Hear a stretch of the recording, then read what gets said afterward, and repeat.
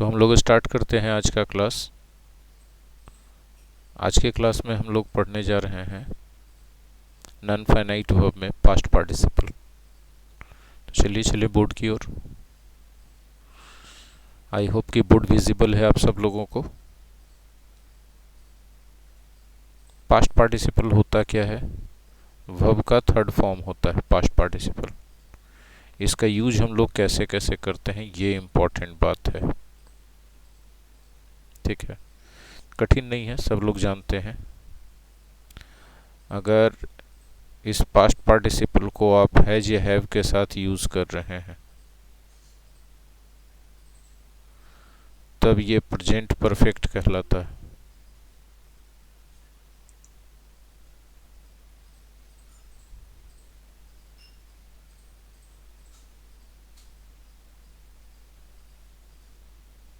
तब ये present perfect tense कहलाता है। ठीक है,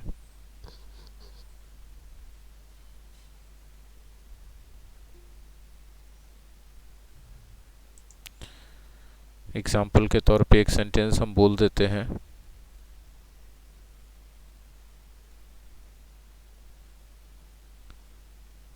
we have started the lesson. हम लोगों ने पढ़ाई शुरू कर दिया है या हम लोगों ने क्लास शुरू कर दिया है। We have started the lesson. यही पास्ट पार्टिसिपल अगर हैड के साथ यूज किया जाए, यही पास्ट पार्टिसिपल अगर हैड के साथ यूज किया जाए, ठीक है, तब याद रखिएगा ये क्या कहलाएगा। ये कहलाएगा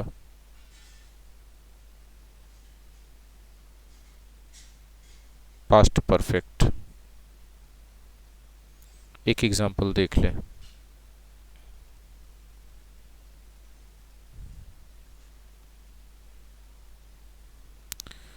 They had already gone.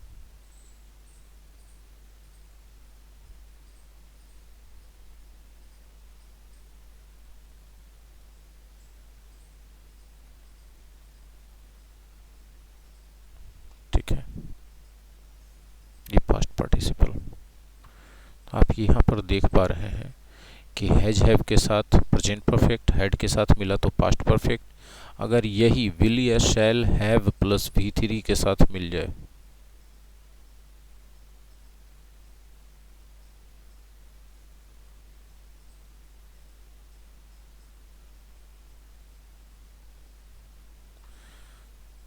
तब इसको फ्यूचर परफेक्ट कहते हैं।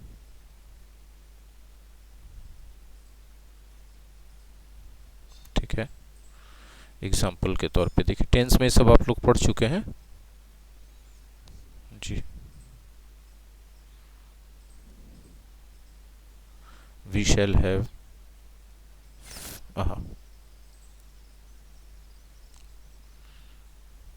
हैव मुंह से बोल रहे थे, लिखे नहीं थे। We shall have finished this lesson by Saturday. है ना बच्चों, हम लोग सैटरडे तक यह चैप्टर समाप्त कर चुकेंगे। नॉन फाइनाइट खत्म ही हो जाएगा सैटरडे तक, क्योंकि आज पास्ट पार्टिसिपल हो रहा है तो जिरंड और सिर्फ जिरंड बचा है ना, बहुत ज़्यादा नहीं है, इसलिए सोचने की बात नहीं। ठीक है, ये तीन इंपॉर्टेंट जगह, चौथा इंपॉर्टेंट जगह, और ये तीनों जगह देखिएगा जो पास्ट पार्टिसिपल है वो वर्ब का काम कर रहा है। ये तीनों जगह में वर्ब का काम कर रहा है। कोई भी पार्टिसिपल मुख्यतः दो तरह से काम करता है। एक काम करता है वर्ब के रूप में और एक काम करता है एडजेक्टिव के रूप में। कोई भी पार्टिसिपल, प्रेजेंट पार्टिसिपल भी वर्ब और एडजेक्टिव दो रूप में काम करता है और पास्ट पार्टिसिपल भी वर्ब और एडजेक्टिव दो रूप में काम करता है। वर्ब के रूप में कहाँ कहाँ काम करता है, एडजेक्टिव के रूप में कहाँ और कैसे काम करता है, अगर इतना समझ गए तो समझिए पार्टिसिपल आप समझ गए। ठीक है, वैसे से थोड़ा भी अलग दे दिया तो एरर हो गया।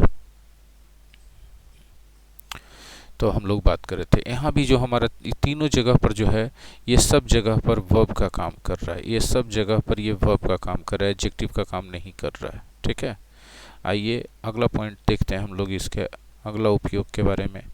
बी का बहुत सारा रूप होता है।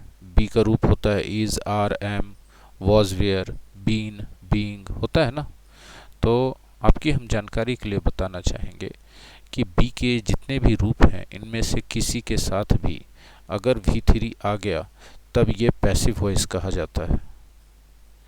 हाँ, ज़रूरत के हिसाब से इनके साथ ऑक्सिलरी वर्ब भी आएगा, इज, आर, एम आएगा, हैज़ आएगा, हैव आएगा, हैड आएगा, विल, शैल, ये सब कुछ भी, कैन, है ना, ये हम नहीं मना कर रहे हैं, लेकिन टेंस का फॉर्म होगा बी। ठीक है, एग्जाम्पल के तौर पे यदि हम बोलते हैं इंग्लिश, हाँ, इंग्लिश इज बीइंग टॉट, तो बी का फॉर्म बीइंग आया ना, और उसके साथ V3 आ गया पास्ट पार्टिसिपल, तो ये जो है बंधु क्या है, पास्ट पार्टिसिपल है। यहाँ पर पास्ट पार्टिसिपल का उदाहरण है पैसिव वॉइस में, और यहाँ भी ये वर्ब का ही काम कर रहा है बंधु, समझ रहे हैं आप लोग, यहाँ भी वर्ब है, एडजेक्टिव नहीं है। हम चाहेंगे कि आप एक एग्जाम्पल और देखें। ठीक है, Hindi is spoken in Bihar, Hindi is spoken in Bihar.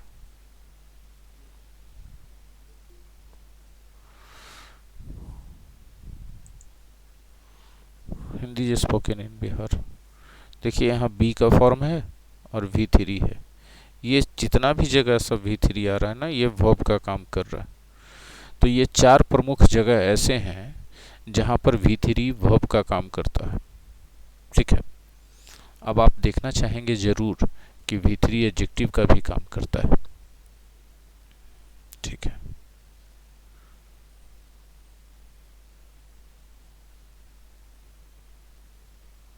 Adjective के रूप में,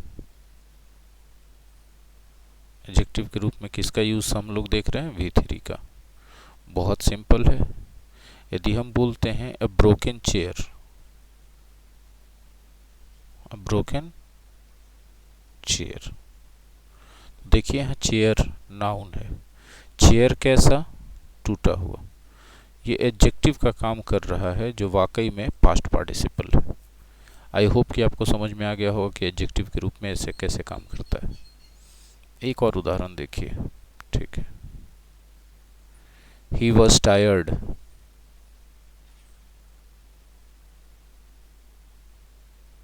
ठीक है, जब हम बोलते हैं तो ये टायर्ड क्या है, एडजेक्टिव है जो V3 का काम कर रहा है।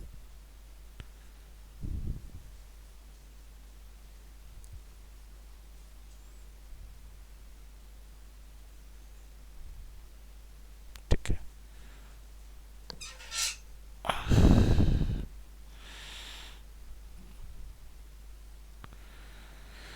आई होप कि समझ में आ गया होगा आप लोग को एडजेक्टिव के रूप में। जी जी बोलिए।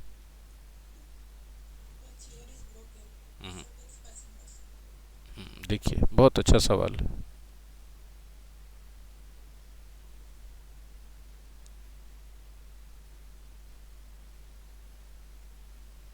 बहुत अच्छा सवाल है। देखिए सेंटेंस को थोड़ा एनालाइज कर देते हैं। द चेयर इज ब्रोकन,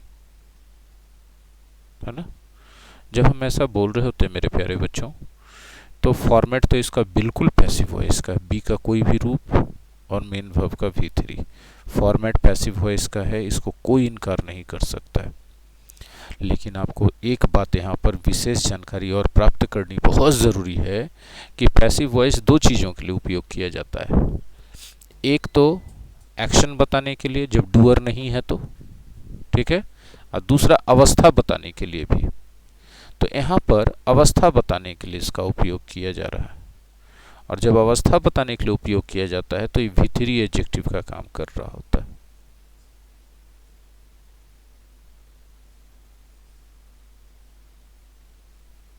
क्या अभिषेक आपको आपके प्रश्न का संतोषजनक एकदम उत्तर मिल गया, जो आपके मन में चल रहा था वो समाधान हो गया समस्या?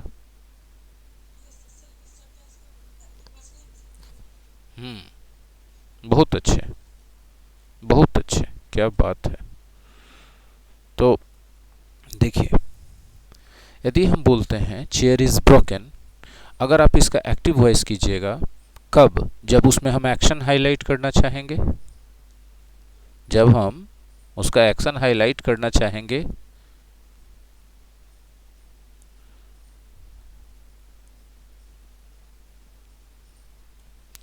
देखिए, जब एक्शन के रूप में एक्शन को हाईलाइट करता हुआ पैसिव वॉइस होता है तो जनरली हम लोग उसका एक्टिव बनाते हैं।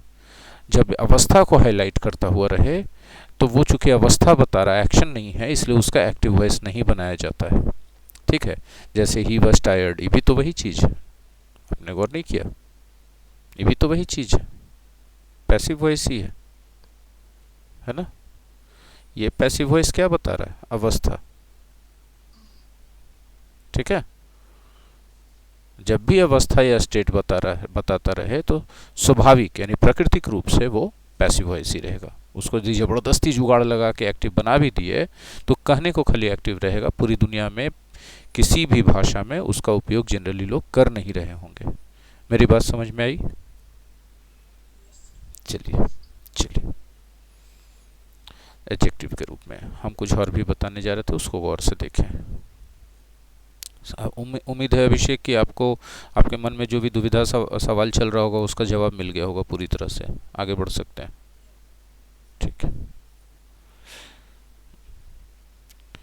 हम आगे बढ़ने से पहले फिर से रिमाइंडर दें, हम लगातार डेली रिमाइंडर दे रहे हैं कि मई के फर्स्ट वीक से टेस्ट और क्विज स्टार्ट हो जाएगा और डेली वोकेबलरी क्विज भी चलेगा, है ना? और वोकेबलरी क्विज हम कहाँ से स्टार्ट करेंगे? ए से, जो पढ़ाए थे एकदम ए से स्टार्ट करेंगे। हम एकदम ए से स्टार्ट करेंगे। कुछ बच्चे ऐसे हैं जो बाद में ज्वाइन किए हैं क्लास को, जैसे अभिषेक है, स्वर्ण है ना, ये सब है बाद में ज्वाइन किए क्लास को। तो हम उन लोगों से निवेदन करेंगे कि कोई बात नहीं है, 8:30 बजे वाले बैच में भी आप लोग को ऐड किया हुआ है। जब भी टाइम मिले, जैसे भी टाइम मिले, उसके वोकेबलरी सेगमेंट में जाके बैकअप वोकेबलरी वीडियो देखिए। उसमें ग्रामर का वीडियो अलग कैटेगरी में जा रहा है, वोकेबलरी का अलग, तो आपको पढ़ने में सुविधा होगी। वोकेबलरी वाले सेगमेंट में जा करके वोकेबलरी का जो वीडियो है डेली क्लास का, ठीक है, उसको वोकेबलरी 1 वोकैब 2 करके वीडियो है, वोकेबलरी वाले सेगमेंट में जाके उसको टाइम टू टाइम उसको देखते रहिए। खाली बजा दीजिए, अपना दूसरा काम करते रहिए, सुनते रहिए, इसी से खाली कमांड हो जाएगा। एक बड़ा अच्छा सा एग्जाम्पल मेरे दिमाग में आ रहा है, उस एग्जाम्पल को देखिए।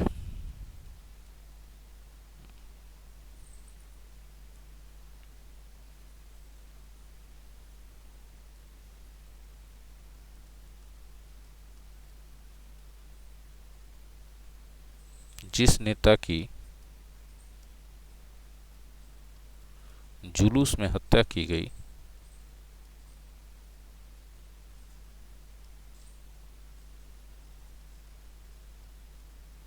हत्या की गई, वह बहुत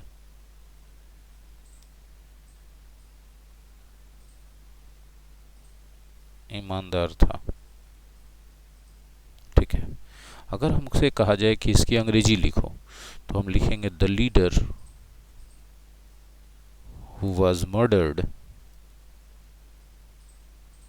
पैसिव सॉरी, रिलेटिव प्रोनाउन का है, हम पढ़ा चुके हैं, एक बार देखिएगा तो मिल जाएगा। Who was murdered was very honest.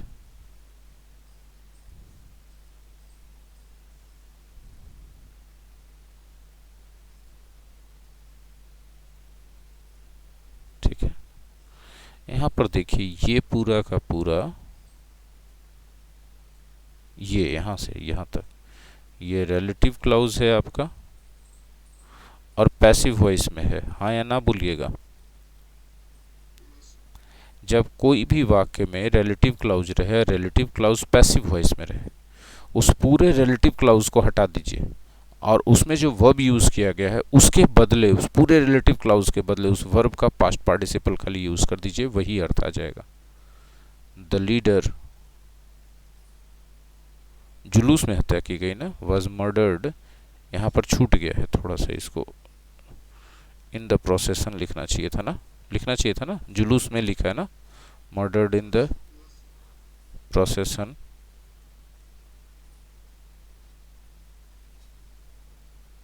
was very honest। ठीक है, गौर कीजिएगा। अब यहाँ पर क्या बनेगा, इसको कैसे लिख सकते हैं हम, वो सही है सेंटेंस, ऊपर वाला बिल्कुल सही है, नीचे वाला तरीका भी। तो इसमें हु वाज मर्डर्ड, ये रिलेटिव क्लाउज है और पैसिव वॉइस में, तो ये पूरा को गायब करके खाली इसका मर्डर्ड का V3 लिख दीजिए, past participle, murdered in the प्रोसेसन। ठीक है, was very honest। The leader murdered in the procession was very honest। मेरे दिमाग में बात चल रहा है कि हम तो रहती जब एडिटोरियल पढ़ाते हैं तो 2-3 बार चीज़ बताए हैं कि ऐसा होता है कि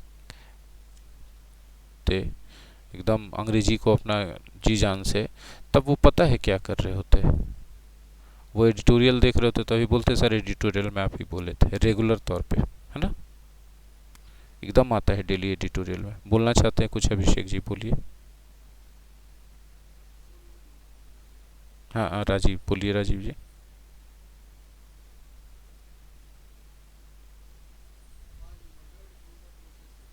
जी जी। नहीं नहीं, बात कैसे है देखिए, जिस नेता की जुलूस में हत्या की गई, तो यहाँ नेता है नाउन, गौर से समझिएगा, नेता क्या है, नाउन, और जिसकी जुलूस में हत्या की गई, कौन सा नेता, कौन सा नेता, जिसकी जुलूस में हत्या की गई, तो इन नेता को डिस्क्राइब करता हुआ है, तो पहले डिस्क्राइब करने वाला चीज़ दीजिएगा, डिसाइड कीजिएगा तब ना कि किस नेता की आप बात कर रहे हैं, तब ना उसका क्वालिटी बताइएगा कि ईमानदार था कि बेईमान था। ठीक है, इस सेंस के हिसाब से होगा, ग्रामर के हिसाब से समझिए कि जिस नाउन के लिए, गौर से सुनिएगा, जिस नाउन के लिए यदि रिलेटिव क्लाउज आ जाए तो नाउन के बगल में पहले उस रिलेटिव क्लाउज को लिखा जाता है, बाद में कोई और चीज़ लिखा जाता है। मतलब जिस नाउन के लिए रिलेटिव क्लाउज आ गया, गौर से सुने फिर से, जिस नाउन के लिए रिलेटिव क्लाउज आ गया, उन नाउन और रिलेटिव क्लाउज के बीच में दूरी नहीं आना चाहिए, मतलब तेरे मेरे बीच में जो आएगा जगह नहीं पाएगा। मेरी बात समझ में आ रही है आपको? जी सर। जी ठीक है, चलिए। हाँ सर बोलिए। कौन वाला सेंटेंस बेटा? द लीडर, हाँ हाँ हाँ हाँ बिल्कुल सही। इसमें जो रिलेटिव क्लाउज है ना वो पैसिव वॉइस है, उस रिलेटिव क्लाउज को चाहे तो हम एक्टिव वॉइस में भी लिख सकते हैं। तो एक्टिव वॉइस में लिखते मेरे प्यारे बच्चे तो कैसे लिखा जाता, लिखा जाता ऐसे, वह नेता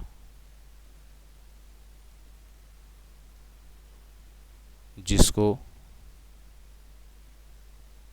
किसी ने या अपराधियों ने या भीड़ ने, कुछ ने, है ना, जुलूस में हत्या कर दिया, जुलूस में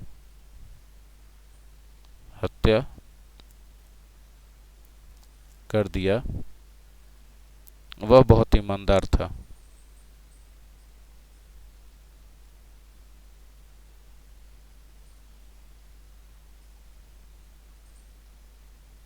है ना, तो क्या होगा बेटा इसका,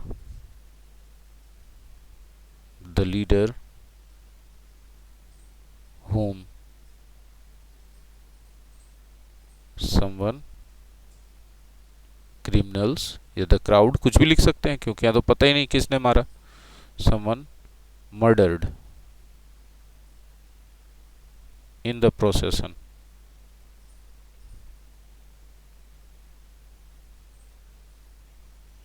was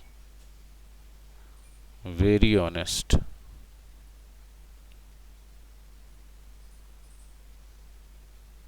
The leader whom someone murdered in the procession was very honest। देखिए अब ये जो रिलेटिव क्लाउज आ गया, ये हो गया आपका। वाह वाह वाह वाह वाह वाह, एक्टिव वॉइस।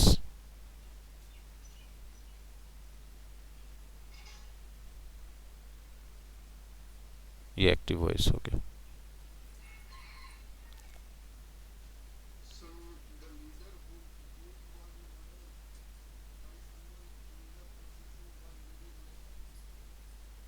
फिर से रिपीट कीजिए सर। whom was murdered नहीं हो सकता, who was murdered हो सकता है सर।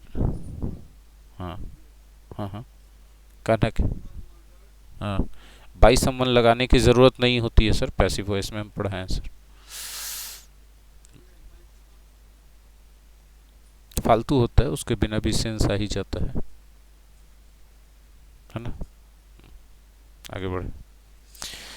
अभिषेक, आपने जो पूछा हमने बता दिया, लेकिन अभी इसका कोई इससे लेना देना नहीं था। बस ध्यान ही रखना है कि अगर रिलेटिव क्लाउज आपका पैसिव वॉइस में है तो उसके बदले सिर्फ उस क्लाउज का V3 यूज़ कर दें, वर्ब निकाल करके V3 यूज़ कर दें, अर्थ वही आएगा।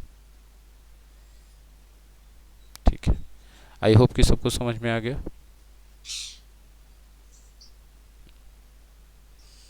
जी, अब देखिए यहाँ पर जो थोड़ा अलर्ट होने वाली बात क्या है ना, हमने कहा कि V3 जो है एडजेक्टिव के रूप में यूज़ किया जाता है। ठीक है, तो some special verbs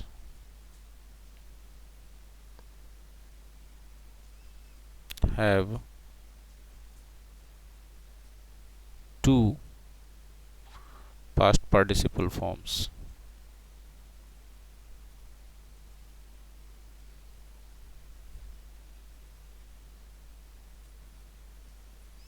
Some special verbs have two past participle forms. ठीक है, एग्जाम्पल के तौर पे आप जरूर वैसे verbs को जानना चाहेंगे, पक्का है ना। जैसे ड्रिंक, श्रिंक, सिंक, और क्या हम बोले।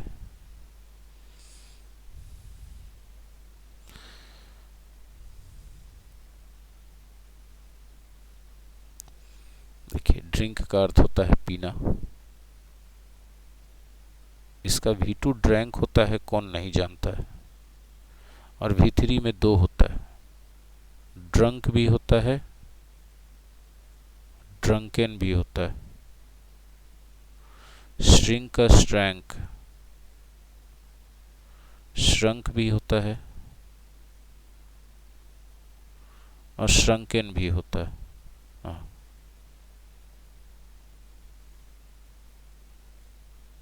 श्रंकन। सिंक का V2 सैंक होता है, और V3 में जाएंगे तो दो मिलेगा, संक मिलेगा, संकेन मिलेगा। ये जो दो ठो V3 मिल रहा है ना, इसमें से एक वर्ब है और पीछे वाला जो है वो एडजेक्टिव का काम कर रहा है। ठीक है, अब इसको सेंटेंस ETC हमको लिखना पड़ेगा, क्योंकि और भी ऐसे वर्ब है, ज़्यादा नहीं है, दो तीन को और होगा। ठीक है, एग्जाम्पल के तौर पे हम देखते हैं। ठीक है, बहुत इंपॉर्टेंट चीज़ है जो हम बताने जा रहे हैं। वह पी चुका है या उसने पी लिया है। वह पी चुका है बराबर उसने पी लिया है।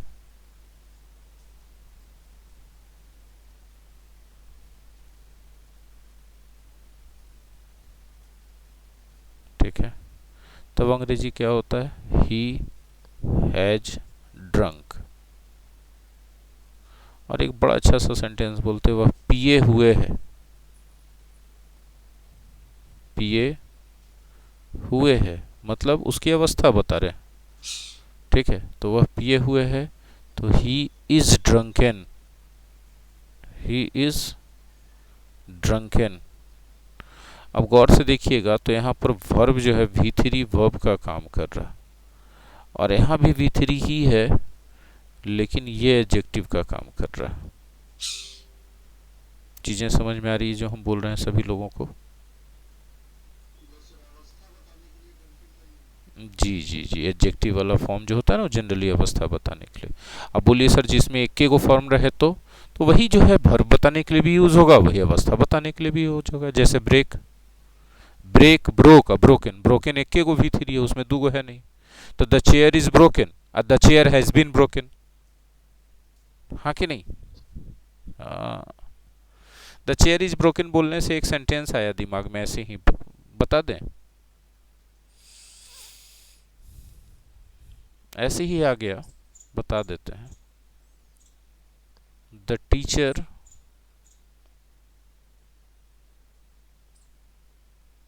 Has come, the teacher is come.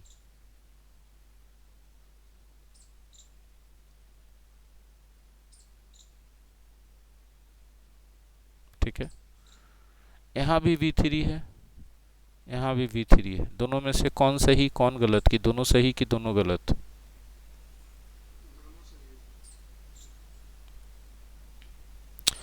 Rajiv जी बोल रहे हैं दोनों सही है, बाकी लोग क्या बोल रहे हैं? अभिषेक ने कहा पहला सही है, बाकी लोग क्या बोल रहे हैं? दोनों सही है। राजीव जी का कहना जो है वही सही है, दोनों सही है। दोनों का अर्थ अलग अलग है। क्या अर्थ है भाई? हाँ, आए हुए हैं। हाँ, शिक्षक आ चुके हैं मतलब आने का एक्शन दर्शा रहा है, और शिक्षक आए हुए हैं अवस्था दर्शा रहा है।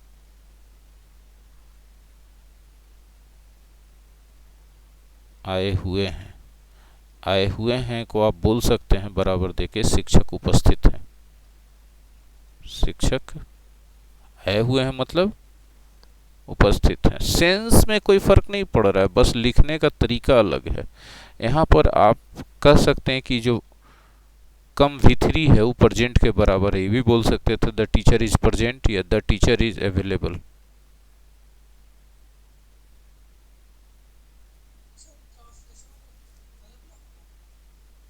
ट्रांसलेशन वाला मास्टर जाने, हम अंग्रेजी पढ़ा रहे हैं। भटियारा होता है ट्रांसलेशन पढ़ने पढ़ाने वाला लोग। कुछ नहीं होता है ट्रांसलेशन, बात होता है कि एक बात कहे हम, एक बात कहे हम। आंख बंद कीजिए और खाली सोचिए कि दोनों बात में से क्या फ़र्क है, कोई फ़र्क है? आंख बंद करके खाली सोचिए, अंग्रेजी को गोली मार दीजिए, खाली हिंदी को सोचिए, बताइए ये दोनों बात में कोई फ़र्क है? तो इसीलिए हम फटाक से बोल दिए कि भटियारा होता है पढ़ने पढ़ाने वाला ट्रांसलेशन। बात होता है कि बात हमने अंग्रेजी में बोला, यही बात को हम अंग्रेजी में कितने तरीके से बोल सकते हैं, यही बात को हम हिंदी में कितने तरीके से बोल सकते हैं। ऐसे जब सोचिएगा तब आपको जो है ये झमेला नहीं दिखेगा। और जैसे ही आप ट्रांसलेशन सोचिएगा तो आपको सेंस आंख बंद करके जो हम फील करवाए ना वो नहीं फील होगा, वो खाली यहाँ देखिएगा और यहाँ देखिएगा, कहेगा दोनों अलग है तो दोनों का एक के आप कैसे बोल रहे हैं, ये बहस करने पर आ जाइएगा। समझ रहे हैं बात? ये सब लोगों को बोल रहे हैं, आपको मतलब कोई भी छात्र कोई भी शिक्षक, उनको उन लोगों को हम बोल रहे हैं कोई भी छात्र कोई भी शिक्षक जब तक सोचेगा नहीं आंख बंद करके कि बात का मतलब क्या निकल रहा, तब तक वो सही अंग्रेजी या सही हिंदी सही भाषा नहीं सीख पाएगा। आगे बढ़िए। तो ये वाला क्लियर हो चुका है ना, जो हम अभी बता रहे थे कि V3 दो ठो होता है एक तरह से, है ना। चलिए अब बिल्कुल, ही हैज़ गॉन मतलब वह जा चुका है, ही इज़ गॉन मतलब वह यहाँ पर नहीं है, ही इज़ नॉट प्रेजेंट, है ना। दोनों सही है, ठीक है। लेकिन जब आप बोल रहे हैं ही इज़ गॉन तो आपको दिमाग में क्लियर रहना चाहिए कि आप बोलना क्या चाह रहे हैं, नहीं समझे? और सामने वाला को भी दिमाग में क्लियर रहना चाहिए, ठीक है। हाँ हाँ, अच्छा, ही इज़ गॉन बिल्कुल लिख सकते हैं। आप जब ये हाईलाइट करना चाहते हैं कि वह यहाँ पर नहीं है, बिल्कुल से he is gone, he is gone बराबर ही हैज़ गॉन। माइनर सा डिफरेंस है जो कि प्रैक्टिकल लाइफ में कोई मायने नहीं रखता है। वही डिफरेंस क्या है भैया? तो यहाँ जो है ये V3 एडजेक्टिव का काम कर रहा है अवस्था बताने के लिए, ये टेक्निकल डिफरेंस है, और यहाँ वर्ब का काम कर रहा है एक्शन बताने के लिए। ठीक है, ये टेक्निकल डिफरेंस होने के बावजूद भी दैनिक जीवन में इसका कोई महत्व नहीं है।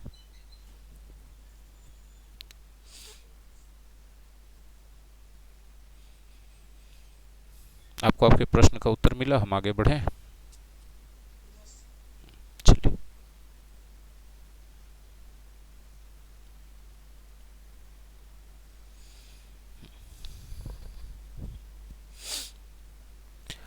आगे जो हम बात बताने जा रहे हैं उसको गौर से सुने। हमने कहा कि V3 एडजेक्टिव का काम करता है। एट द सेम टाइम हमने ये भी कहा कि V4 भी एडजेक्टिव का काम करता है। V4 ING वाला अभी बताया ना थोड़ा देर पहले प्रेजेंट पार्टिसिपल में। हाँ, जैसे एग्जाम्पल देखते हैं, एग्जाम्पल से समझ में आएगा। ठीक है,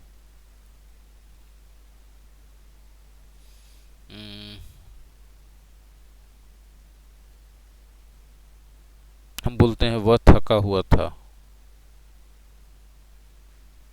वह थक के चूर था, थक कर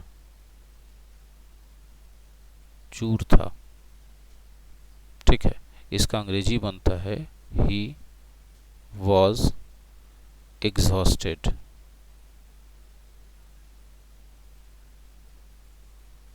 ही वॉज एग्जॉस्टेड। ये V3 किसका काम कर रहा है? एडजेक्टिव का।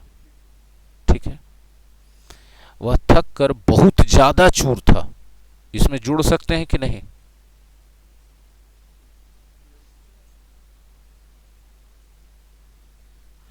तो इस बहुत ज्यादा के लिए V3 के पहले अगर कोई वेरी जोड़ दे, गौर से समझिएगा, तो गलत हो जाएगा। अगर यहां पर कोई कहते ही वॉज वेरी एग्जॉस्टेड, तब ये गलत हो जाएगा। बोले क्या बोलना होगा सर? तो यहां पर बोलना होगा ही वॉज मच एग्जॉस्टेड या वेरी मच एग्जॉस्टेड बोलना पड़ेगा, वेरी नहीं बोल सकते। मतलब हम हाईलाइट क्या किए? हम हाईलाइट ये किए कि अगर V3 एडजेक्टिव के रूप में है तो उसके पहले आप वेरी नहीं लगा सकते, मच या वेरी मच लगा सकते। ठीक है, V3 अगर एडजेक्टिव के रूप में है तो आपने क्या क्या लगाया? मच लगाया, वेरी मच लगाया, या फिर आपने वेरी भी लगा दिया, तो वेरी क्या हो जाएगा? गलत हो जाएगा। वेरी मच या मच में से कोई एक गलत हो जाएगा। कुछ एक्सेप्शन है, हम अभी बताएंगे। एक्सट्रीमली तो होगा ही, पर टायर्ड के साथ वेरी भी होता है। थोड़ा सा पेशेंस रखिए, पहले वाला पॉइंट बताने दीजिए। उसी तरह अगर हम वेरी V4 के पहले वेरी लगाते हैं अथवा मच या वेरी मच लगा देते हैं, हम 1 मिनट के लिए उठेंगे, बस 1 मिनट के लिए। ठीक है, पूछिए क्यों उठेंगे सर? मेरी माँ का तबीयत ज़्यादा ख़राब है, तो अभी जस्ट वो देख रहे हैं कि मेरी माँ मेरे बेटा मेरा कुछ बोल रहा है, माँ को मान नहीं रही हैं खाने पीने के मामले में। ठीक है, 1 मिनट में खाली बोल के आते हैं माँ को कि वो सही बोल रहा है, उसी हिसाब से कर लें। 1 मिनट खाली, तुरंत आ रहे हैं, तुरंत।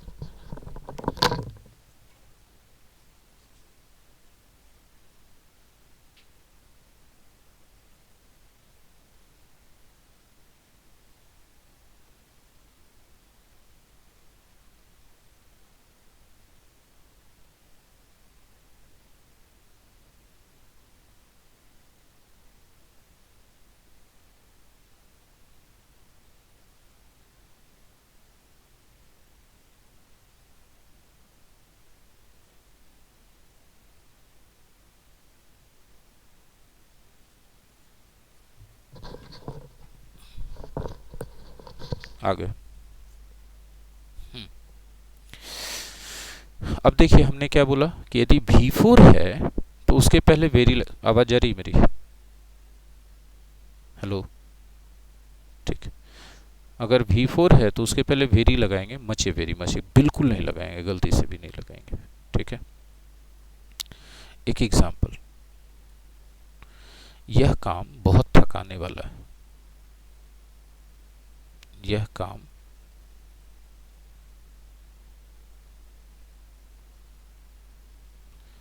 थकाकर चूर करने वाला, थकाकर चूर करने वाला है। This work is exhausting. अब देखिए यहां पर जो एग्जॉस्टिंग यूज किया गया है भी4 है, एडजेक्टिव के रूप में यूज किया गया। ठीक है, ये जो भी4 है एडजेक्टिव के रूप में। अगर हम यहां कर दे थकाकर बहुत ज्यादा चूर करने वाला है, ऐसा कर दे हम, ठीक है, तब यहां पर आप वेरी लगा दे सकते हैं। लेकिन अगर आपने मच या वेरी मच लगा दिया तो गलत हो जाएगा। आप समझ पा रहे हैं मेरी बात? वेरी सही हो जाएगा, मच और वेरी मच गलत हो जाएगा। जबकि भी3 में उल्टा होता है, वेरी गलत हो जाता है, मच और वेरी मच सही हो जाता है। हाँ, इस बात का एक्सेप्शन है। हाँ, इस बात का एक्सेप्शन भी है। एक्सेप्शन भी आपको जानना चाहिए। ठीक है, एक्सेप्शन में कुछ ऐसे भी3 हैं जिनके साथ आप वेरी लगाते हो और सही होता है। वेरी आप लगाओ टायर्ड के साथ, सरप्राइज्ड के साथ, शॉक्ड के साथ, ठीक है, लिमिटेड के साथ, डिजेक्टेड के साथ, सेटिस्फाइड के साथ, और एक प्लीज्ड के साथ। प्लीज्ड में स्टार लगाएंगे, इसमें कुछ खास बात बताना है, इतना के साथ।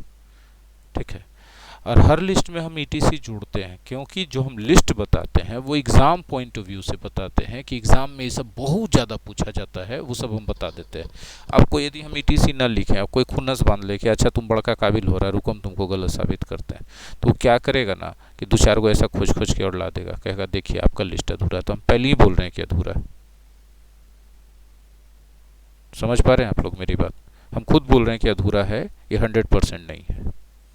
हाँ, लेकिन एग्जाम के हिसाब से ये 98% है, जो भी लिस्ट हम बता रहे हैं, चाहे इन्फिनेटिव में बताए हैं चाहे इसमें बता रहे हैं ना बार बार। अभी सबका एग्जाम्पल देखना चाहेंगे आप लोग? सब नहीं है लगता है क्लास में। ठीक है जी,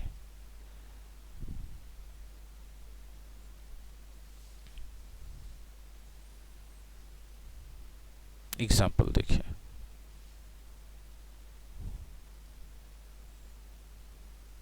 He is very tired।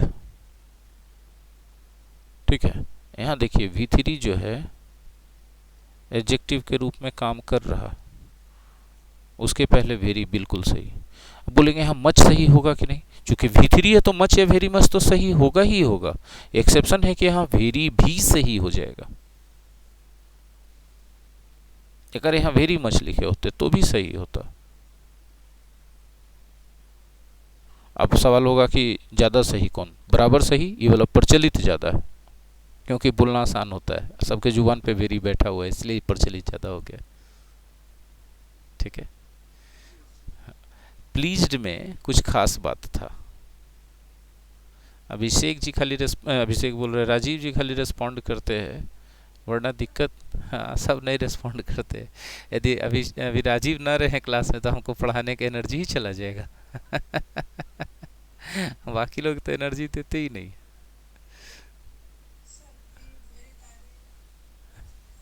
बताएंगे, थोड़ा पेशेंस रखिए, पहले वाला बता देते हैं। हाँ, ठीक है। प्लीज्ड का 2 मतलब निकलता है, एक होता है खुश, हैप्पी, एक होता है संतुष्ट, सेटिस्फाइड। ठीक है, इस अर्थ में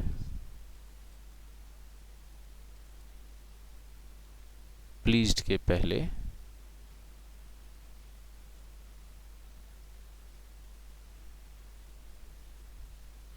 वेरी का यूज गलत होता है।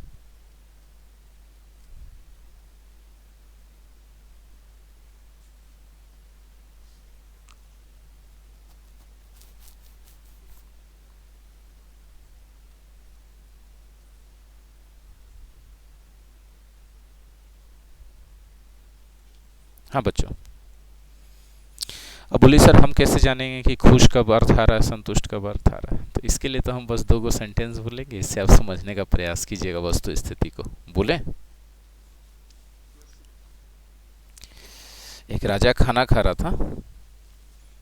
उसने अपने नौकर से कहा, जाओ सैंधव लेकर आओ।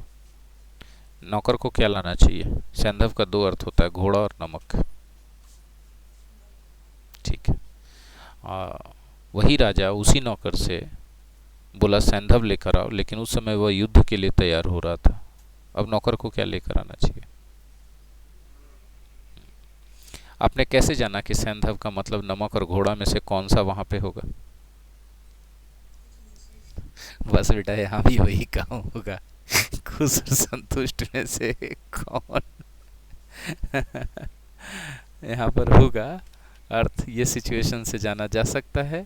और इसीलिए हम यहाँ पर दो एग्जाम्पल लिख रहे हैं, आपको बताना है कि दोनों में से कौन सही कौन गलत। ठीक है। He is very pleased to see his childhood friends. His boss is very pleased with his performance.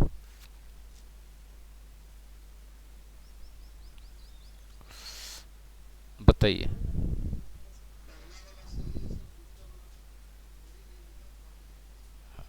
अगर हम दूसरा वाला में लगाना चाहें तो हम लोग को मच लगा देना चाहिए या वेरी मच लगा देना चाहिए, है ना?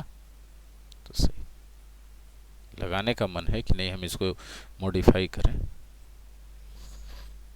तो आपने कैसे सिचुएशन से समझा? हम जानबूझ के यहाँ पर सिचुएशन थोड़ा इजी डाले थे ताकि आप समझ जाइए, आपको एकदम आत्मविश्वास आ जाए। लेकिन यकीन मानिए परीक्षा में आपके साथ ऐसे याराना नहीं निभाएगा लोग क्वेश्चन देते समय। समझ पा रहे हैं आप लोग? हाँ, परीक्षा में कोई याराना नहीं निभाया जाता है। जो लोग टेंस का एक्सरसाइज बना रहे होंगे उन सबको हम बता दें कि टेंस में जितना भी क्वेश्चन दिया गया है 8:30 बजे वाला बैच में, या कोई भी चैप्टर में जो दिया जाएगा, या आप लोग को जो नाउन का वीडियो दिया गया था, ठीक है, उस सारा क्वेश्चन एग्जाम में आया हुआ क्वेश्चन रहता है। ठीक है, लेवल लगभग वही रहेगा, थोड़ा बहुत इधर उधर हो सकता है समय के हिसाब से, बाकी कोई बड़ा फर्क नहीं पड़ेगा लेवल में। ठीक है, तो प्रैक्टिस करें, ऐप पे जितना क्वेश्चन दिया जा रहा है उसका, और बाहर से भी प्रैक्टिस करें। बोले बाहर वाला आप बताइएगा डाउट क्लियरेंस पे, बिल्कुल पहले ऐप वाला ख़त्म करेंगे उसके बाद बाहर वाला भी बताएंगे। ठीक है,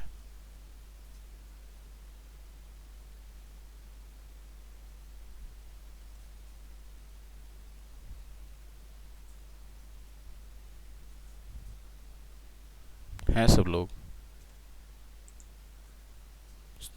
वेरी गुड। ये पॉइंट समझ में आया? अभी अभिषेक जो है, एक अभिषेक कुछ पूछ रहे थे हमसे कि वहाँ पर हम क्या था sentence, he is very tiring लिख दें तो क्या हो जाएगा? ठीक है, तो अब आपको समझना होगा कि V3 और V4 वाले एडजेक्टिव में क्या फ़र्क होता है। V4 वर्सेस V3, ये समझना बहुत ज़रूरी है कि क्या फ़र्क है ना दोनों में। यदि आप दोनों का फ़र्क नहीं समझेंगे तो ये मामला गड़बड़ हो जाएगा। ठीक है, आप कहीं का कहीं कुछ भी यूज़ कर देंगे और आप गड़बड़ाते रहेंगे। तो बंधु, ये बंधु, बंधु रे, देखो एग्जाम्पल, कुछ सुनाई पड़ा आप लोग को?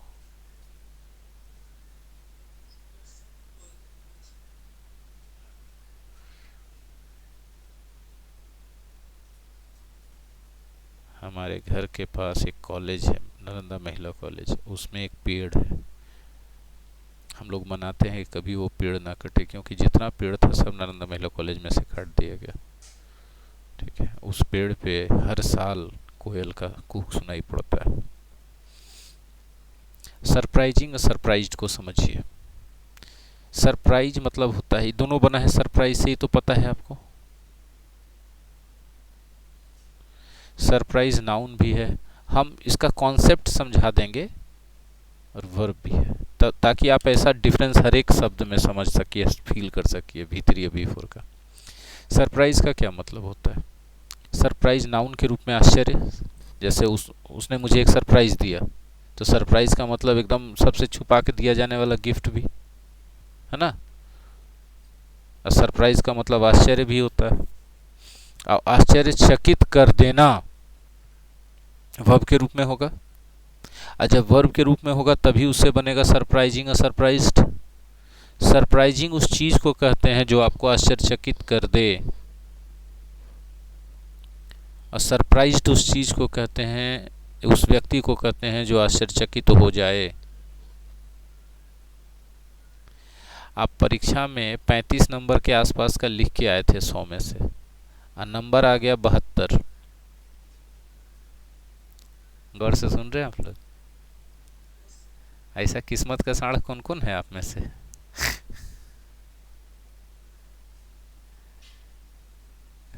मेरा भी नहीं है। 72 का लिख के आते थे तो 35 आता।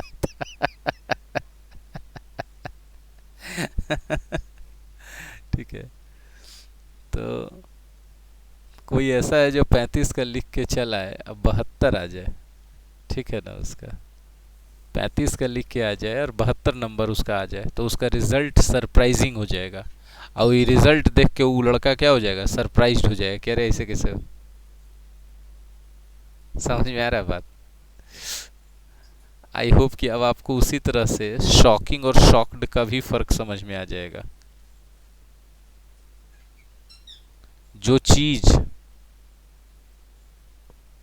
झटका दे वो शॉकिंग है, जिसको झटका लगा वो शॉक्ड है, हाँ या ना? उसी तरह जो चीज आपको विस्मय से भर दे वो अमेजिंग है, और जो आदमी विस्मय से भर गया वो अमेज्ड है, हाँ या ना? जो चीज आपके अंदर डर पैदा करे वो हॉरिफाइंग है, और जिस आदमी के अंदर डर आ गया वो हॉरिफाइड है। एकदम आतंक पैदा कर दे तो टेरिफाइंग है, जैसे अभी कोरोना, जिसके जिसके आतंक अंदर आ गया तो टेरिफाइड है। जैसे हम डेली किसी न किसी अपना जान पहचान के बारे में सुनने को मिल रहा है,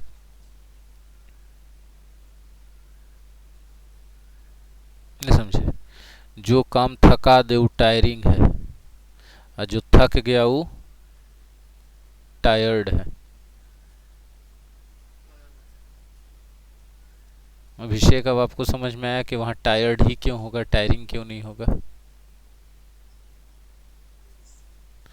ये आईएनजी वाला जितना है ना वो स्थिति को पैदा कर रहा है, उस अवस्था को पैदा कर रहा है, और ईडी वाला जितना है ना उस अवस्था में जा रहा है।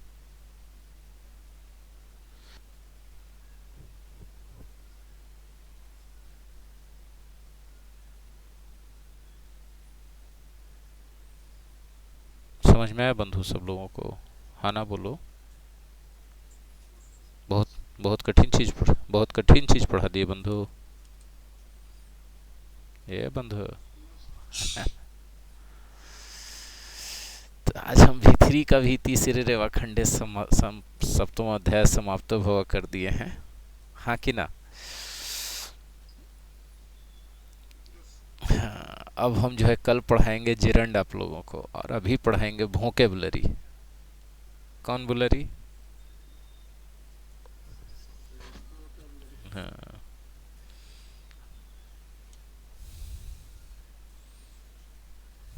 तैयार हैं आप लोग?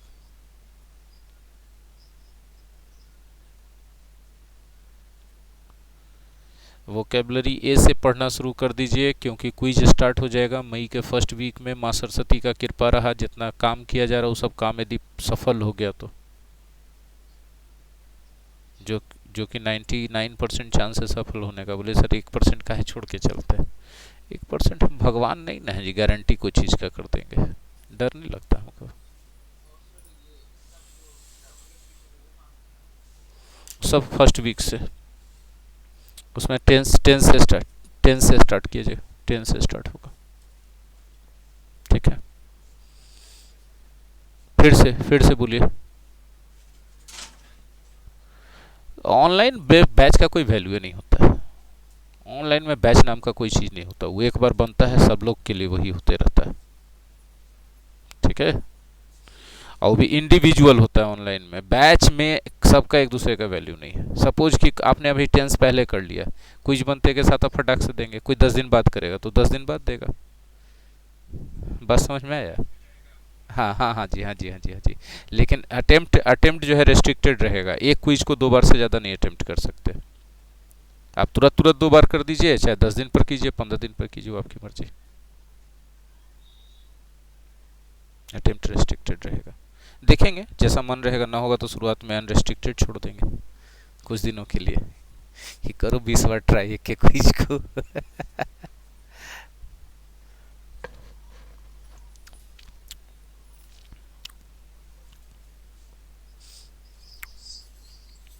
कुछ कहना चाहते हैं इस सब में, कोई बात, कोई लोग? तो यकीन मानिए कि वो 75 से 100 के बीच जब क्विज होगा तो उतना में तो वो जो है घूर के पी जाएगा कोर्स को।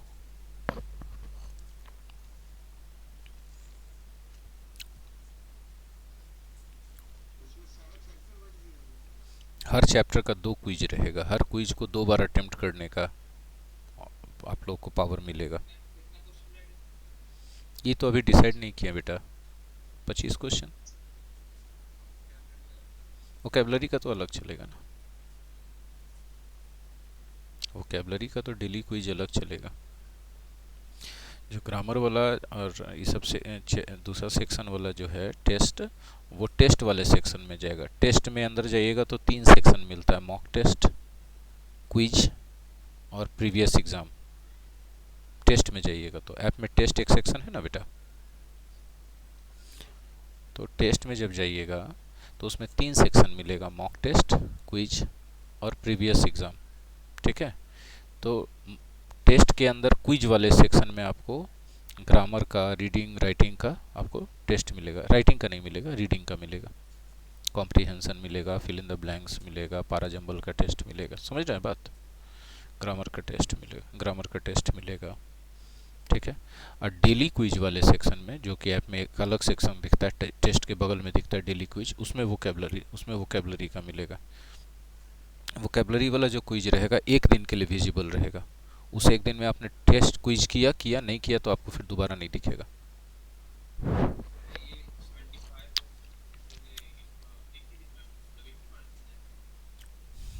हमको क्या समझते हो, मशीन?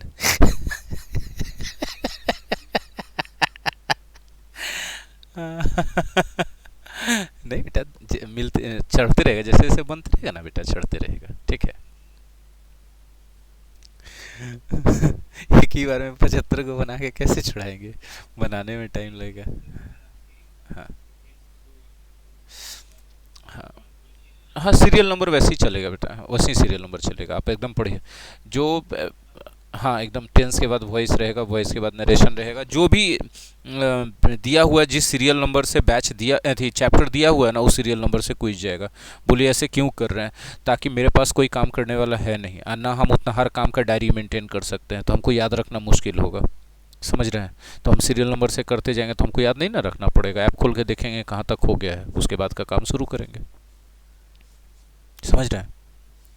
और याद रखिएगा कि ऐप फुल्ली ऑटोमेटेड हो चुका है, इसमें मेरा कोई बस नहीं, मेरा सिर्फ पढ़ाने वाला सेक्शन है। क्वेश्चन हम डाल सकते हैं, क्विज क्रिएट कर सकते हैं, क्लास ले सकते हैं, बस इसके अलावा कुछ नहीं। ठीक है, क्विज वाला सेक्शन हुआ होगा। लाइव क्लास में जो क्वालिटी खराब हो रहा था ना, बिना आवाज वाला लाइव क्लास में आप लोग नहीं बार बार शिकायत कर रहे थे कि ब्लर हो जाता है, ब्लर हो जाता है। वो भी हुआ होगा, क्योंकि कल रात में डेवलपर ने बात किया था मेरे से कि सारा इश्यू सॉल्व कर दिया गया, आप एक बार चेक करके हमको फिर से बता दें। बोले ठीक है।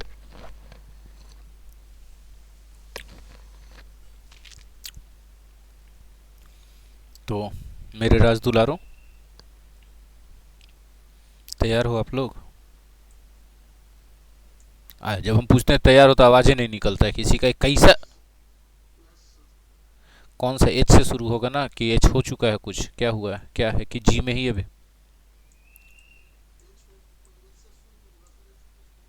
जी हो गया है पूरा? हमको तो लग रहा है जी में ही बाकी है। हैं? जी पूरा। ए शुरुआत होगा तो, ए शुरुआत होगा तो फिर ए शुरू नहीं हुआ होगा, नहीं हुआ है, नहीं नहीं शुरू नहीं हुआ है, नहीं हुआ है जी।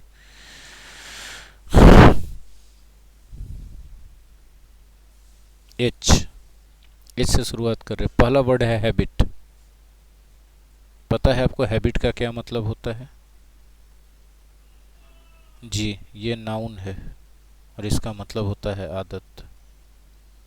इसका कोई साइनोनिम्स हमको बता सकते हैं? आज हम बता देते हैं, आप नहीं बताइएगा तो। वांट,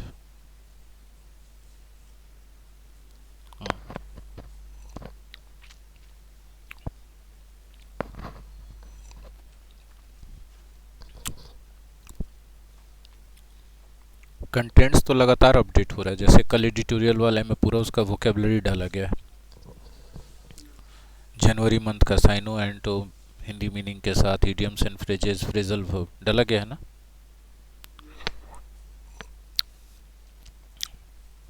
एडिटोरियल का ग्रामर एक ही बार में वीडियो बना के डाल देंगे, मंथली नहीं डलाएगा उसमें ग्रामर, क्योंकि ग्रामर मंथली का क्या रहेगा, ग्रामर जितना उसका एडिटोरियल में यूज होता है वो सब एक ही ना रहेगा।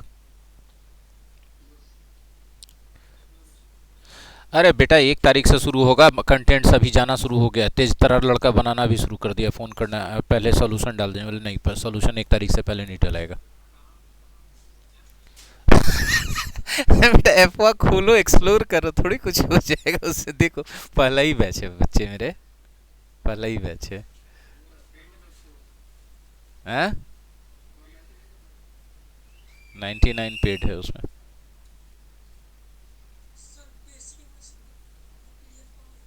हाँ, बुक वाले सेक्शन में होगा। अरे देखिए, हेयर का मतलब बाल, हम अनकाउंटेबल नाउन में पढ़ाए थे इसको, कुछ याद आ रहा है आप लोग को? क्या पढ़ाए थे कि इसके पहले संख्या रहे तो प्लुरल बनाइएगा, और संख्या ना रहे तो प्लुरल नहीं बनाइएगा, क्योंकि अनकाउंटेबल है, राइट। नेक्स्ट है हेयर कट, हेयर कट मतलब हेयर कट।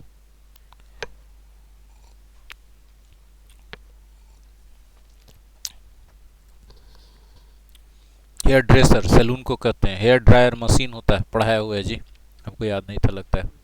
ये सब पढ़ा दिया ना? नहीं पढ़ा है, अच्छा ठीक। अच्छा, अच्छा, इसीलिए, हाँ इसीलिए याद आ रहा होगा हमको। हाफ को सीखिए, हाफ, हाफ सीखना बहुत ज़रूरी है ना। हाफ का पार्ट्स ऑफ स्पीच बहुत सारा होता है, एडवर्ब है, डिटरमाइनर है, नाउन है, प्रोनाउन है ना। हाँ जी, एडजेक्टिव भी है, एडवर्ब भी है, नाउन भी है, प्रोनाउन भी है, और ये जो एडजेक्टिव बोले इसी के तौर पे आप इसको डिटरमाइनर्स बोल सकते हैं, ठीक है।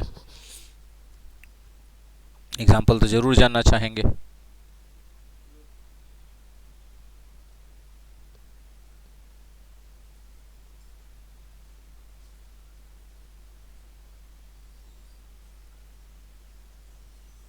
हाफ ऑफ द मैंगोज, यहाँ देखिएगा ये नाउन।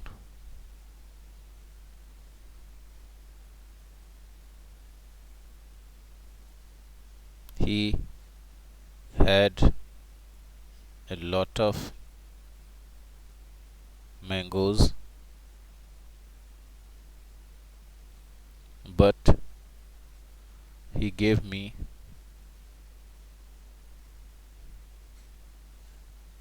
हाफ ओनली, यहाँ प्रोनाउन, हाँ कि ना?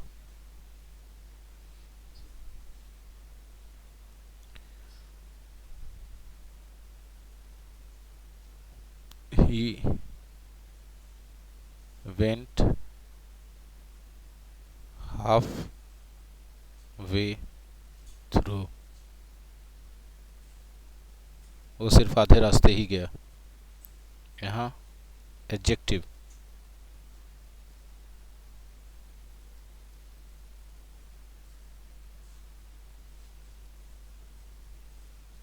he does everything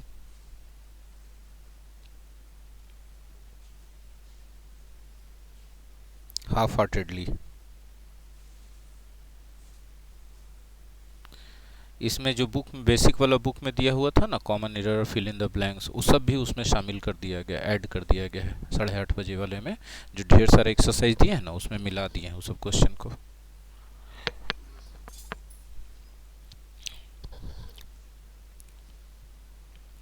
इसमें इसके इस बैच के बुक वाले सेक्शन में उसका पीडीएफ होगा, देखिएगा खोल के, मिलेगा, क्वेश्चन से मिल जाएगा ये वाला। उसके बाद एक्स्ट्रा उसमें बहुत, ये सब समझ में आया, हम अलग अलग पार्ट्स ऑफ स्पीच में बताए।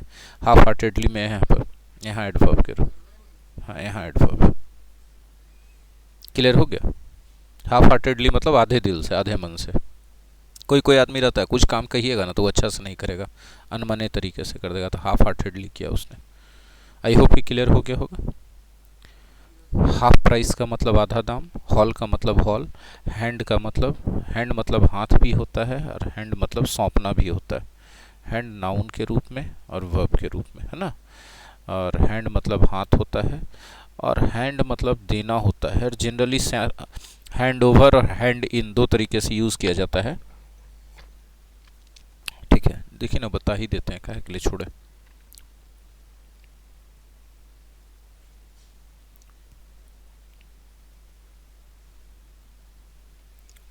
देखिए, हैंड ओवर का मतलब क्या होता है ना बेटा, कि आप पूरा अपना सौंप दिए किसी और को कि अब मेरा जिम्मेवारी नहीं है, आप किनारे हट गए।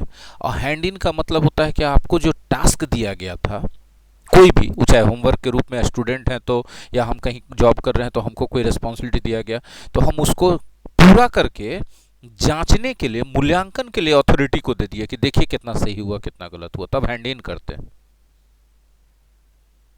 इतना सिचुएशन शामिल है बेटा। कोई हाँ ना तो बोलेगा नहीं, कहे कि हाँ ना बोलने से तो पाप लगता है। अरे है जी,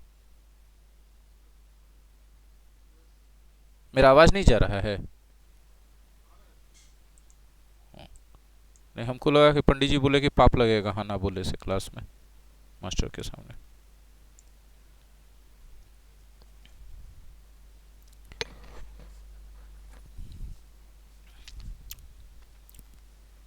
हैंडबैग, इसमें हम क्या बताएं?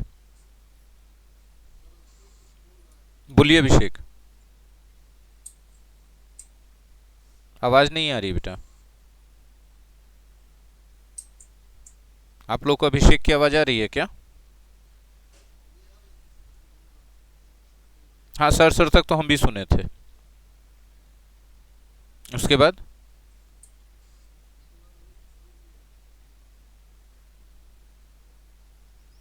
हाँ बोलिए ना सर के आगे।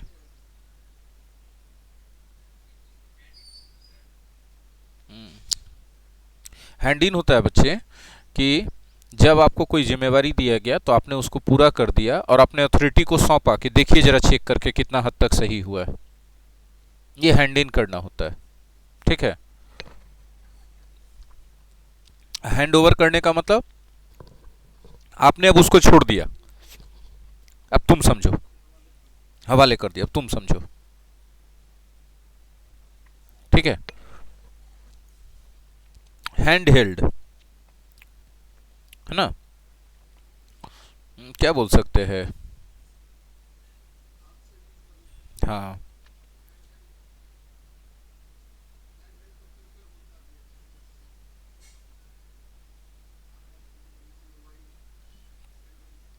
हाँ, मतलब वो आप आराम आराम से अपने उसको हाथ में लेकर के यूज कर सकते हैं, हैंड हेल्ड है तो। ठीक है, जैसे हैंड हेल्ड वॉशिंग मशीन आता है। ठीक है, वो बाल्टी जैसा छोटा सा रहता है, 10-15 लीटर का।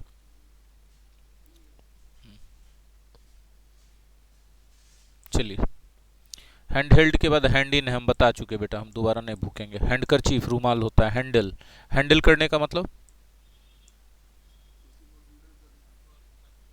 हाँ, और हाँ जी, हाँ जी, हाँ जी, सही है। नियंत्रित करना, कंट्रोल करना है ना। हैंड आउट, हैंड आउट एक फ्रेजल वर्ब है मेरे प्यारे बच्चों, और इसका जो यूज करते हैं ना, बांटना के अर्थ में यूज करते हैं। ठीक है, बांटना। अभी बांटना दो सिचुएशन में हो सकता है प्यारे बच्चों। कौन सा दो सिचुएशन? एक तो आप बांट रहे हो मदद करने के लिए किसी को, ठीक है, एक प्रचार करने के लिए बांटते हो।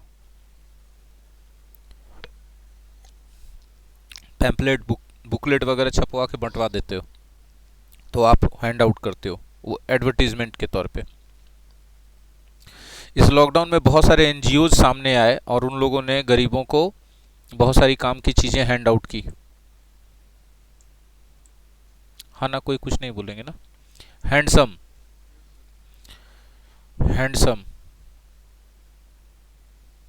सब जानते हैं, एडजेक्टिव होता है, और सुंदर के अर्थ में लड़कों के लिए यूज किया जाता है, वो हम नहीं बताएंगे। हम बताएंगे दो चीज हम खाली बता देंगे, मन है मेरा बताने का, इसीलिए हम दो चीज बता देंगे।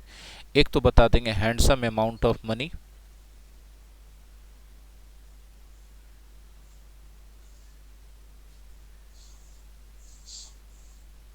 मतलब मोटी रकम, अच्छी रकम, और हैंडसम सैलरी, मोटा वेतन।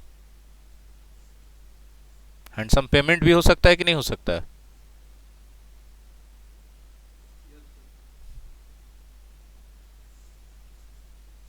मोटी भुगतान है ना। News anchors take handsome payment for every bulletin.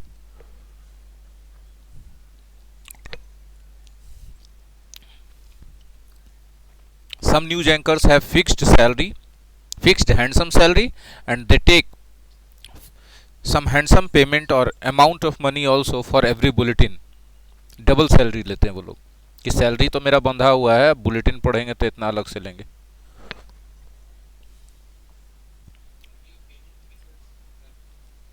Salary आपको एक सर्टेन टाइम पे मिलता है, मंथली।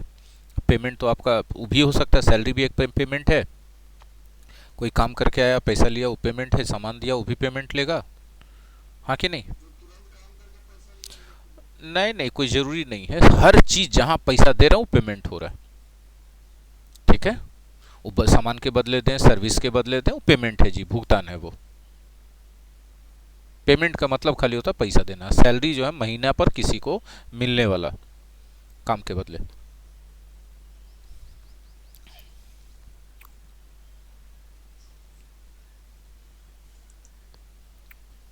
ठीक है, आगे बढ़ते हैं। हैंड राइटिंग, हैंड राइटिंग हम लोग का, जैसे मेरा हैंड राइटिंग बहुत खराब है। हैंग, देखिएगा बच्चों, हैंग का जब हम बात करते हैं ना, तो हम दो बात करेंगे। एक तो हैंग्ड बोलेंगे V2 में, और हैंग्ड बोलेंगे V2 में। V3 में हैंग्ड बोलेंगे, और यहाँ V3 में हंग बोल देंगे। फर्क क्या होगा, यहाँ पर ये फांसी देना हो जाएगा, और यहाँ पर लटकना या लटकाना हो जाएगा।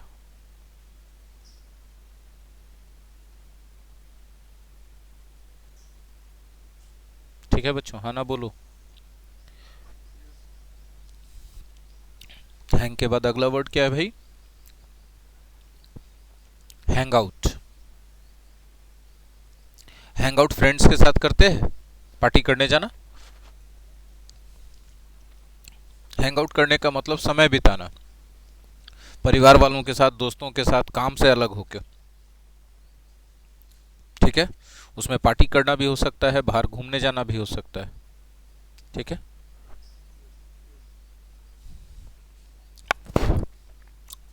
उसके बाद अगला वर्ड आता है हैंग अप। हाँ सर, आपको उसी का एक्सपीरियंस क्यों लेना है सर?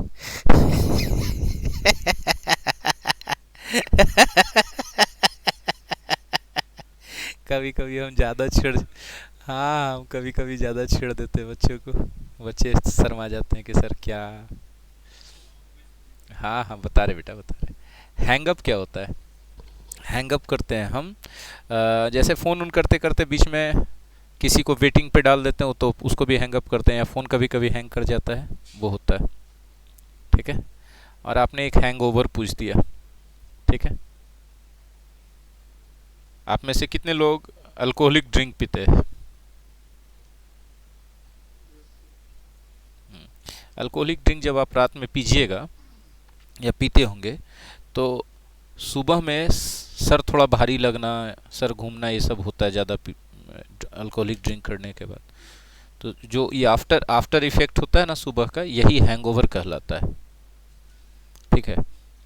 हाँ, डिफेंस सर्विसेज में बड़ा कॉमन है, डिफेंस सर्विसेज वाले लोग ड्रिंक करते हैं। ठीक है। एयरफोर्स वाले तो बहुत ज़्यादा। सच्ची बोलते हैं, उन लोगों का तो पार्टियाँ चलते रहता है हर सप्ताह। ठीक है। अरे वाह सुजीत जी, बड़ा अपडेटेड रहते हैं। अब वो इतना जेंटल है बेचारा कि वो दोबारा भूल भी नहीं करेंगे। हाँ हाँ हाँ, सलमान खान का तेरी बातों का हैंगओवर, वही नशा। ठीक है। खुमारी, है ना। रात का हैंगओवर अभी खा गया नहीं। ठीक है जी, आगे बढ़िए।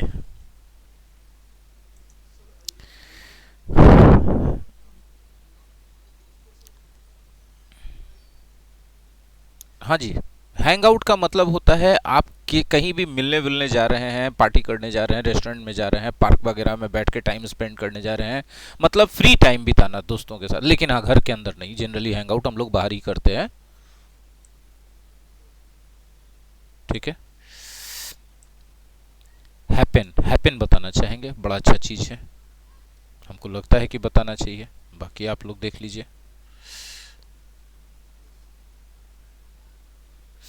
हैपन वर्ब है, इसका शाब्दिक अर्थ होता है होना। लेकिन हाँ, व्हाट हैपेंड, क्या हुआ, ऐसा बोलते हैं ना। इसका एक पर्टिकुलर स्ट्रक्चर है, उसको भी जानना चाहिए आप लोगों को। What happened, nothing, nothing happened, ऐसा बोलते हैं कि नहीं। नथिंग स्पेशल हैपेंड, है ना। हैपन का एक बड़ा अच्छा सा स्ट्रक्चर है, हम चाहते हैं कि आप लोग उसको जरूर सीखें, आपको सीखना चाहिए। हैपन टू प्लस भी वन। ठीक है। ये जो टू प्लस भी वन है ना, ये संजोग से हो जाए तब ऐसा एग्जाम्पल स्ट्रक्चर यूज करते हैं। एग्जाम्पल देखिएगा, इससे आपको क्लियर हो जाएगा। दे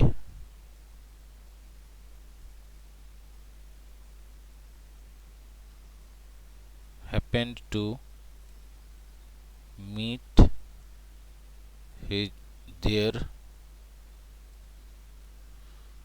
childhood friends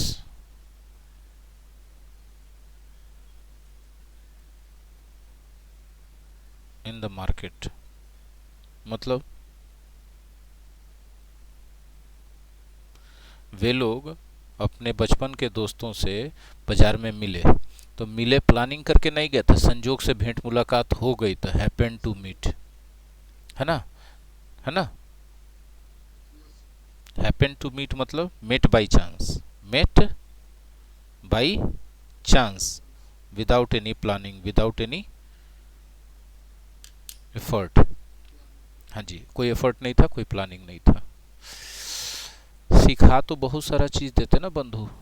हैप्पी मने खुश, देख रहे हैं ना आप लोग को, तो स्क्रीन पर वोकेबलरी भी दिख रहा होगा जब हम खोल रहे होंगे पीडीएफ तो। हैप्पी मतलब खुश। ठीक है। हैप्पीली खुशी से, हैप्पीनेस खुशी, तीनों एक ही परिवार एक ही खानदान का है। हार्बर बंदरगाह, अब पोर्ट मने भी बंदरगाह, हार्बर वो पर्टिकुलर एरिया होता है जहाँ पर, है ना, अपोर्ट सिटी होता है हार्ड। हार्ड को देख लीजिए बंधु, हार्ड और हार्डली दोनों को बता देते हैं। ठीक है, बड़ा अच्छा इंपॉर्टेंट चीज है, हार्ड और हार्डली जानना चाहिए। हार्ड वर्सेस हार्डली, जो आज का लास्ट होगा, ये आज का लास्ट होगा, बहुत इंपॉर्टेंट है ये। देखिएगा, हम 2 सेंटेंस से बताएंगे। He studies dot dot dot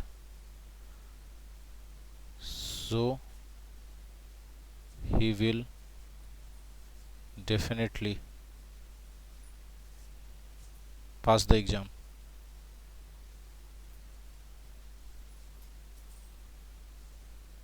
ठीक है, he dot dot dot studies so he will not pass the exam.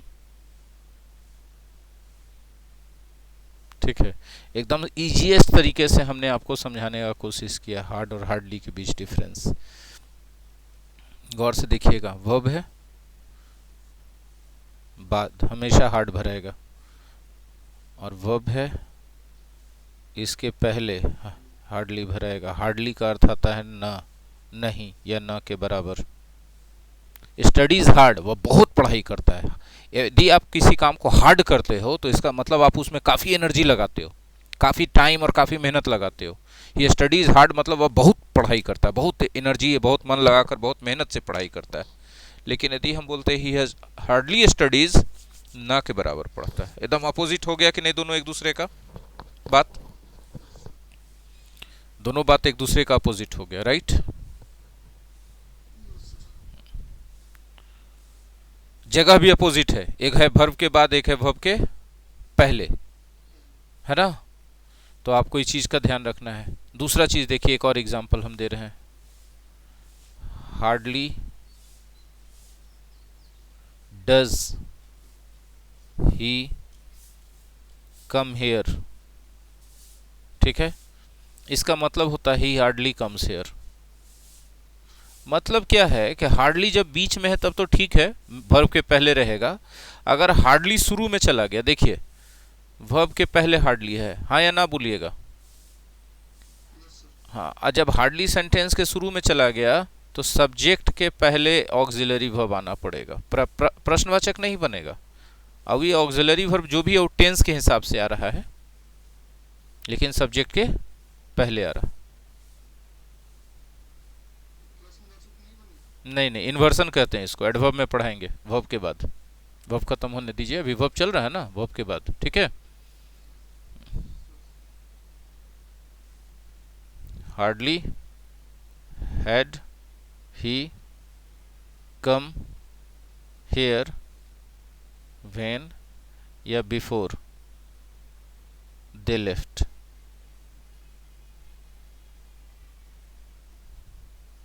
They left, गौर कीजिएगा, हार्डली से शुरू हुआ, ऑक्सिलरी वर्ब सब्जेक्ट के पहले आएगा। आ गया कि नहीं आ गया। यह हार्ड हेड ऐसा ऑक्सिलरी वर्ब है जिसके साथ V3 रहना चाहिए, रह गया। अब बात यह है कि हार्डली से शुरू हो रहा है तो कंजंक्शन के तौर पे या तो व्हेन यूज कीजिए या बिफोर यूज कीजिए, दूसरा नहीं यूज कर सकते हैं। अब चूंकि इधर पूरा पास्ट का बात चल रहा है ना, पास्ट परफेक्ट है ना, तो इधर भी टेंस पास्ट इंडेफिनिट चलना चाहिए। ठीक है, ये कंजंक्शन में भी पढ़ना है, एडवर्ब में भी पढ़ना है, हार्डली दो जगह पढ़ना है। हम सारा पॉइंट अभी बताए हैं आपको। हार्डली का मतलब होता है ना के बराबर। हार्डली का क्या मतलब होता है, ना के बराबर। यहां पर अर्थ होता है ज्यों ही, और इसका अर्थ होता है त्यों ही, ज्यों ही त्यों ही यहां पर। लेकिन ऐसे हार्डली होता है, हार्डली मतलब ना के बराबर होता है। और हार्ड का मतलब होता है पूरे ऊर्जा के साथ, पूरे ऊर्जा के साथ। ऊर्जा के साथ मतलब पूरा मेहनत के साथ, पूरा ताकत एनर्जी के साथ, एक्साइटमेंट के साथ। सबको समझ में आया।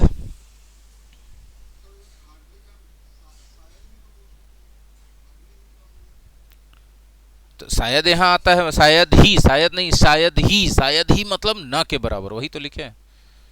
हार्डली ही कम्स हियर नहीं, hardly does he come here. Hardly जब भी शुरू में बोलेंगे तो ऑक्सिलरी वर्ब सब्जेक्ट के पहले आएगा जी। हार्डली जब भी बोलेंगे तो सब्जेक्ट के पहले ऑक्सिलरी वर्ब आएगा। क्लियर है?